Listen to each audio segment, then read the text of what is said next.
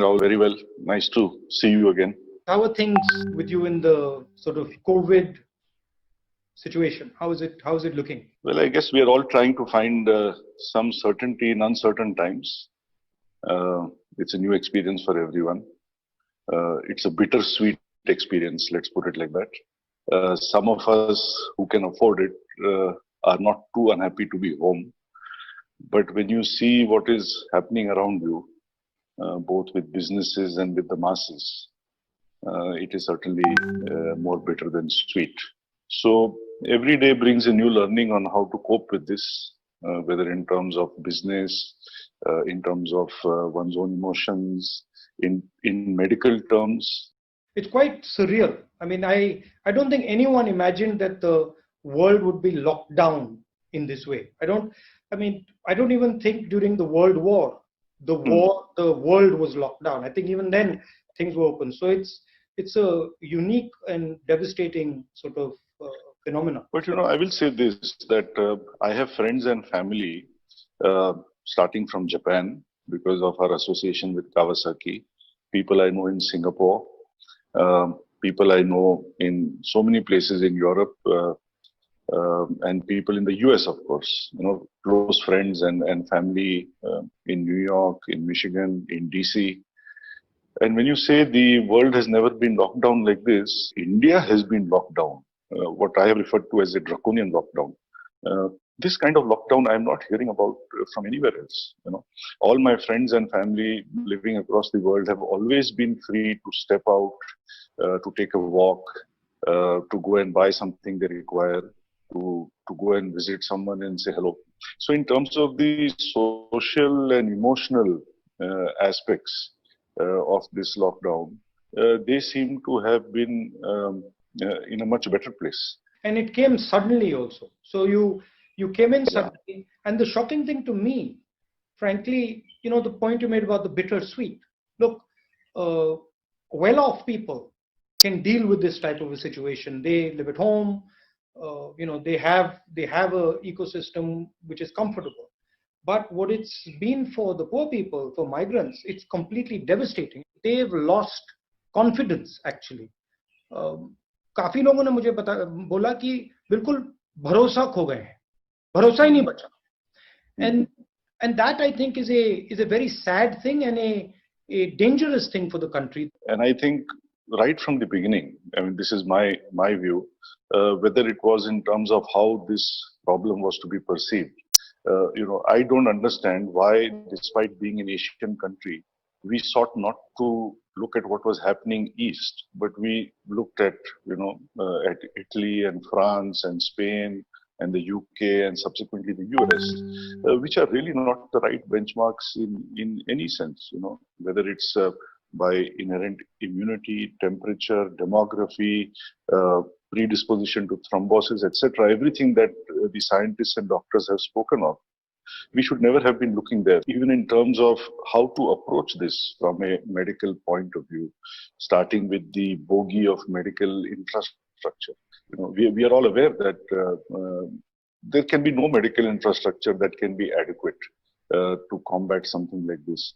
But nobody was willing to explain the maths to us that we are so many people and if so many are vulnerable, 5% or whatever it is, this is what that number looks like and this is how we are preparing ourselves, or perhaps we cannot prepare ourselves. Maybe that's not a politically appropriate thing to say.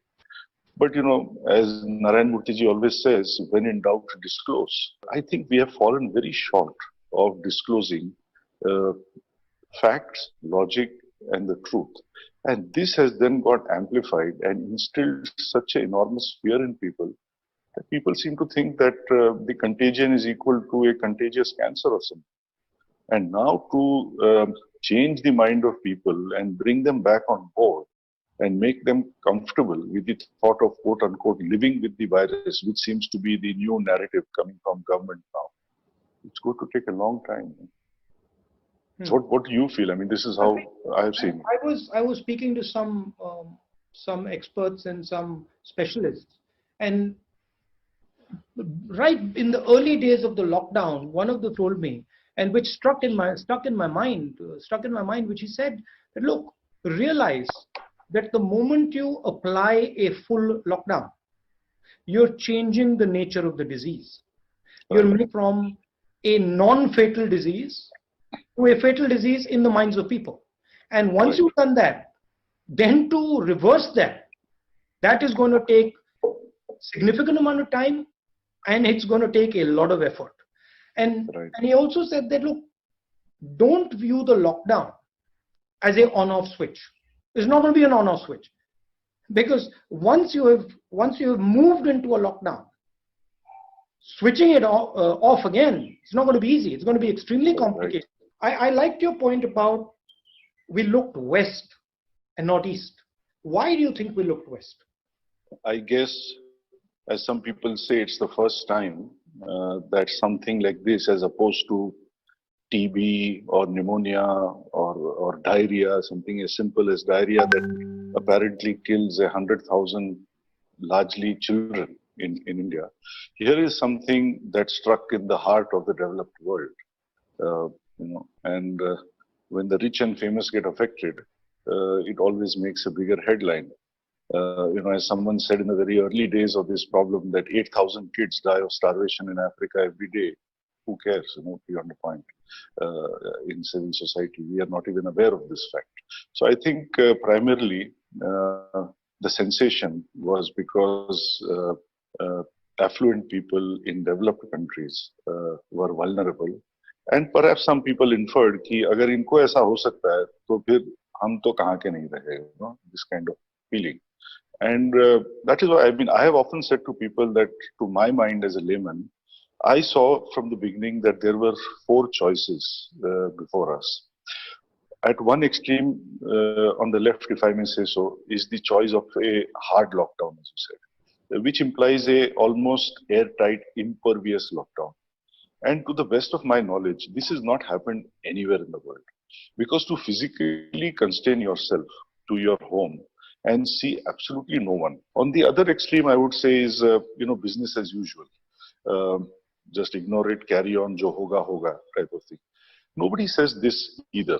So everybody's trying to find a middle path, I think, between these two extremes.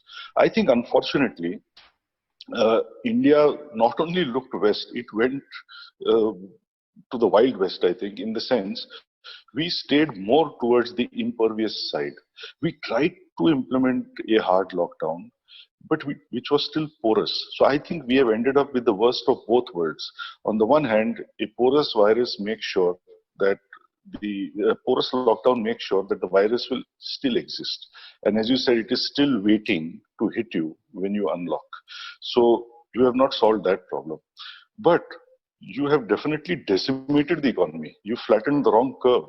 It's not the infection curve, it's the GDP curve. This is what we have ended with, the worst of both worlds. In my view, what should have been done is something more right of center, which is the kind of stuff that we are hearing out of Japan and Sweden.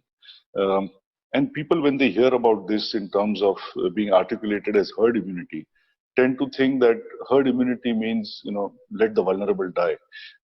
It doesn't mean that at all. They're missing the details that whether it's in terms of sanitization, masks, distancing, Sweden, Japan, etc. are following all these practices. But they are not trying to go further into the unproductive zone, as you said, and make something that is relatively benign and manageable appear to be fatal and beyond control. So I think, unfortunately, we have a quasi-hard lockdown, I would say, which has given us the worst of both worlds. And looking at our situation, it's completely different. We have migrants, we have daily wage labor, and for some reason we looked west. Interesting question to me is, why didn't we look internally for our own solution?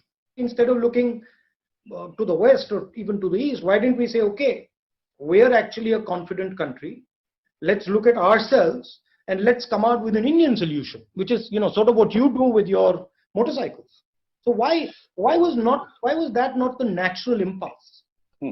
So if you were to kind of have the luxury of going back to middle of March, जब प्रधानमंत्री जी ने पहले वो जनता curfew announce किया, फिर उन्होंने the first lockdown announce किया, if you could go back then, To your mind, how would you have crafted a different roadmap for the last 3 months? Look, hindsight is 2020. Okay, so it's much easier for me to now tell you how I would have crafted it. But what our discussion internally in the Congress party was at the time that the response has to be decentralized. The central government has to operate as a support system and as an enabler. There are certain things that the central government needs to do, air traffic, railways, etc., and that it does. But then it moves the battle to the district, moves the battle to the chief ministers, and allows them and enables them to fight. Now, if you look at what has happened after the lockdown, which by the way, I've been calling a failed lockdown because it's the only lockdown in the world where the disease is actually increasing after we're opening up. Sure. What you're finding is you're going back to that anyway. The central government has backed off and has now said, okay, we are going to be forced to leave it to the states. So the correct response is actually happening organically. Because that's but now it is happening. But no, it's too late. Yeah, to our perception as a common citizen, it is now happening as a passing of the buck, not as a passing of strategy. Well, that's fine. That might be the case, but the result is that India has had a 2-month pause button, and then India is now going back and reacting the way it should have reacted on day one, and now the country has taken over. Right? And then you can see different strategies coming out. You can see a strategy in Punjab, you can see a strategy in Chhattisgarh, you can see a strategy in Maharashtra. Some will do better than the others, but you've got a more bespoke response where your costs will suddenly drop. The ability to deal with the situation will improve. That's one aspect of it. The second aspect of it is, and I think this is absolutely fundamental. I saw what the Germans have done and what some of the Americans have done, what the Koreans are doing, what the Japanese have done. Massive injection of money to save the economy. And it doesn't matter. Look, I'm speaking to a big business guy. It doesn't matter. You don't view it like big business, small business, laborer, not laborer. You view it as our biggest resource is our economy. We have to, at all cost, protect our economy. Whoever has to be supported right now should be supported, period, the end. So that would be the second component of a strategy. Some people argue, support the small and medium businesses.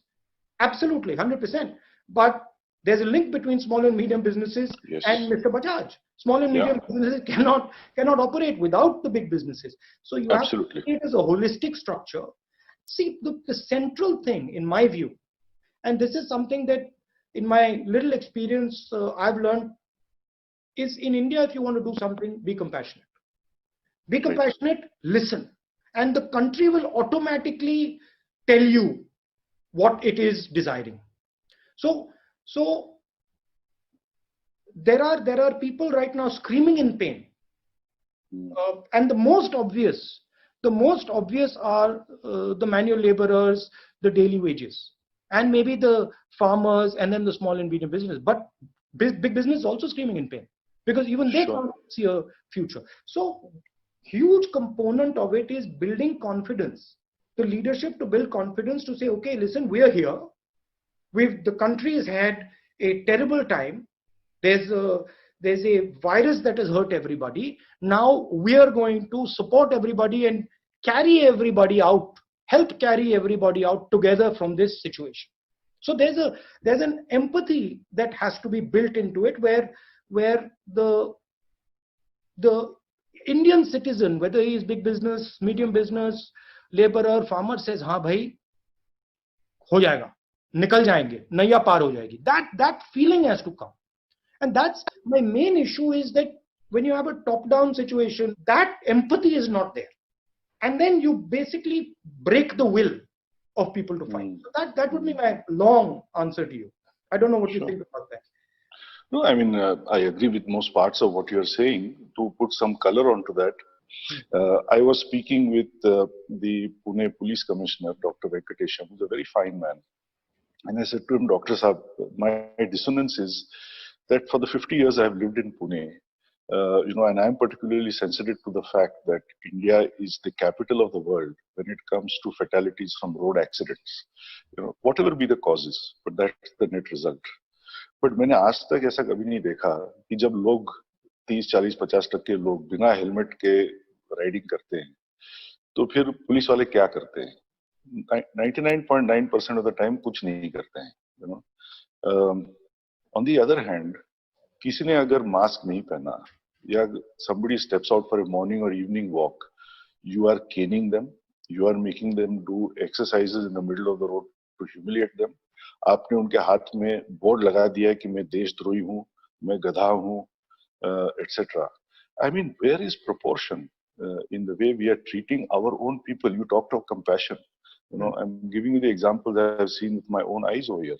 I've seen senior citizens being caned for simply stepping out to get some fresh air. We hear stories of people from Japan to the US getting $1,000 a person, not as a stimulus, as support. So we are not even talking stimulus here. We are just talking support, whether it is for big business, small business, and for individuals. I am not aware of how authentic these numbers are, but I am told in many places in the world, 2/3 of the what the government has handed out has gone to organizations and to people as direct benefits. Whereas in India, it's been only 10%. I mean, you would be better placed to comment on why this is so. Why have we not chosen to put more directly in the hands of people? Well, it's frankly been shocking to me and shocking to us in the Congress party, including ex-Prime Minister, Finance Minister, ex-Finance Minister, and others. And I've been trying to figure this out myself. So a couple of days back, I sent a feeler to some of the government people. I said, I don't understand why you're not giving a stimulus. Because logically to me, it just makes absolute sense. And I said, look, forget the politics of it. Just give me the logic of it. Because I want to understand the logic. I don't understand the logic. And the response I got, it was a couple bullet points. Point number one, there is a huge opportunity for India with regards to China. Point number two, if we give a handout to our labor now, bigad jayenge, basically, they will get spoiled and they will not come back from their villages. Point number three, we might send the wrong message to the international community who we will need to invest in us.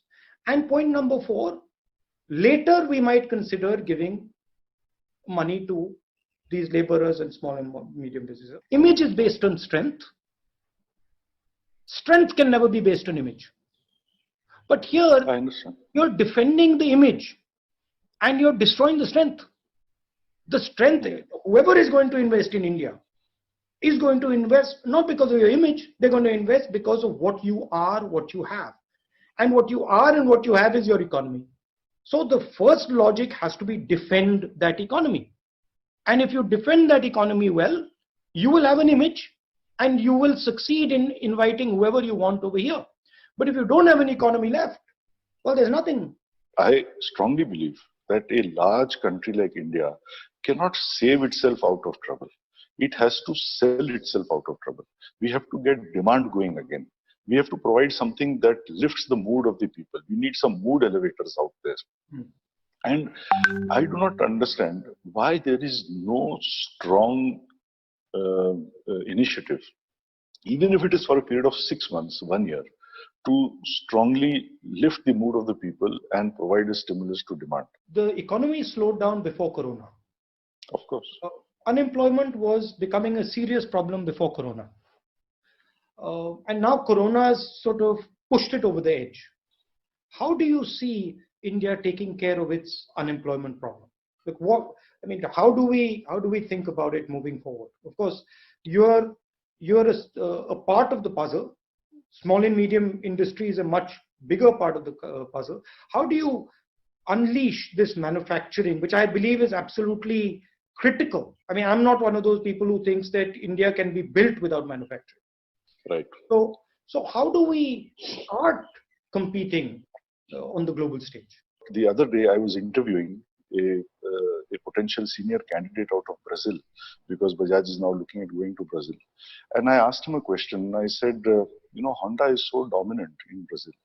The other Japanese have not been able to dislodge Honda. Why do you think Bajaj has a chance? And he said something very simple, but often the truth resides in simple things. He says, in Bajaj, I see a combination of European design, Japanese quality, and Indian prices. And I think this is a magic formula for so many Indian companies. It doesn't matter whether you're making a mixer grinder or a motorcycle or whatever it is. I think the world can be your oyster if you look at it from this lens.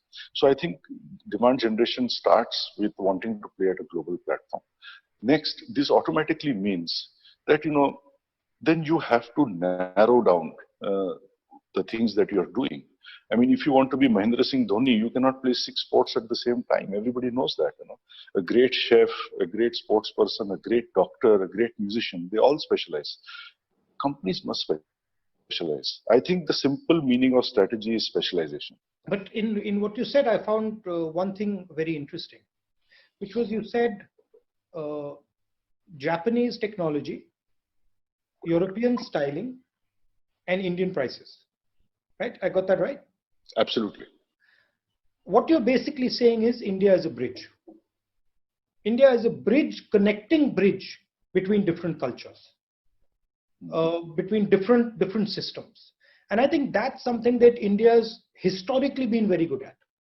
And if you look when we've been successful, we've always operated as a connector, whether it is in our sort of foreign policy, whether it is in our business system, whether it is in our philosophy. We have the ability which not many countries and civilizations have of absorbing.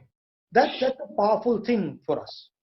Yeah, and I agree with you. That's a very valid point. I never looked at it like that. And I think I was just asking myself as you were speaking, why is this the case? Of course, it is partly our temperament, I suppose. Partly it's our proficiency in English, I suppose, etc. But more than anything, I think when I reflect on that, it is because we are very open as a people. I don't mean this negatively. I would say we demonstrate more openness to understand, to learn. Sometimes maybe we are in awe of them. That's why we do it. Maybe sometimes it is genuinely we are intellectually turned on by something. But whatever it is, we are very open as a people. We are very open as a country. It may work against us sometimes. This openness, should never be lost. This is very important, as you were saying, whether it's in terms of government or in terms of business. But you said openness, right? And we are open, our civilization is open, because there has been traditionally a certain tolerance in our country. I mean, jo kehna hai keh do, right? And that's been the case. One gets the sense that has reduced significantly over the last couple of years. I mean, I'll be candid with you. Yesterday, a friend of mine asked me, what's your next interview? And I said, I'm, speaking to Bajaj, Mr. Bajaj. And the guy said, dum hai bande mein. So I said, what do you mean? He said, well, he's got guts to speak to you, right? And that is the sense. Yeah. So, I mean, I tell you what my experience is. In fact, very similar to yours. I shared with someone yesterday that kal 12 baje I'm speaking with Rahul and this thing. And the first reaction was, don't do it. I said, but why not? Nahi mat karna. This can get you into trouble. I said, but I may have said some things, perhaps a little too vehemently. But I have said it on NDTV. I have said it on in the Economic Times newspaper. I have said it on Aaj Tak. I have said it on so many channels, so many media. So, अब गलती है तो फिर गलती हो चुकी है. एक और बार हो गया. जैसे नहीं. मीडिया में बोलना एक बात है, but राहुल गांधी से बातें करना एक दूसरा बात है. So then I pushed that actually a bit. I'll tell you very candidly. I said, yeah, we are going to talk about business, economics, lockdown, what to do, how to move forward, technology, products. He loves motorcycles. I'm sure he will talk about motorcycles, etc. अब ये बातें भी नहीं हो सकती है क्या? So that person maintained that why take a risk? Do you think this sort of mahal that you spoke about of fear damages business in any way? नहीं, देखिए, nobody will invest unless he does so with enthusiasm and confidence. तो इसमें तो कोई doubt है नहीं. अब सवाल ये उठता है हिंदुस्तान में कि if 100 people are afraid to speak up, the first point is perhaps 90 of them anyway have something to hide. See, we must also accept that in the last few years, towards, I would say, UPA 2 and NDA 1, a lot of skeletons have come out of the cupboard also. So businessmen are also not दूध का धुलवा हुआ, you know. So and so many examples we have seen of that. So maybe, I mean, my view is a lot of people don't speak, unlike, if I may say so, somebody like my father, simply because perhaps they can't afford to speak, you know.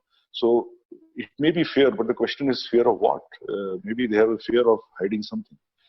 Second, I would say there are people, and I think I think highly of such people who do not want to speak, you know, who simply do not want to, because they cannot deal with the backlash that comes their way. You know, and I think a little bit I fall into that category. I mean, there's a reason I'm not on any social media. And without naming a couple of channels, I will say to you that even yesterday, I had an invite from the most prominent channel that is very pro-government, if I may say so. And I refuse to be on such channels because, you know, the kind of stuff one hears on social media or the way one sees things conducted in panels on such channels, this is deeply distressing to anybody who is remotely sensitive. You know, so I think, yes, in terms of being tolerant, in terms of being sensitive, I think India needs to mend a couple of things. Final question. Now we're in the process of opening up. How do you think about your supply chain as we open up? When does your supply chain actually start to function at a reasonable level? What opening up do we require? See, I am not seeing that smooth, concerted, rhythmic movement towards unlocking. Yes, I understand based on what I have heard yesterday also that we are moving in that direction. But I think a kind of aligned approach that is required. One person will say one thing. I don't know whether that is to be the chief minister of the state or the DM or whoever it is supposed to be. And everybody in an aligned way must go forward. This is not happening. And I think the blame for this rests again with the kind of fear we created in the first place, you know, that infection is equal to death. And today, as infections rise, people are still carrying this thing. So I'm sorry, I'm not answering your question directly, but I am really distressed because it is a Herculean task to open up. I think the first problem is to get this fear out of the minds of the people. There has to be a very clear, aligned narrative, I would say, from the Prime Minister, because, you know, right or wrong, when he says something, people seem to follow. I think he needs to stand up and say to everyone that this is how we are going to move forward.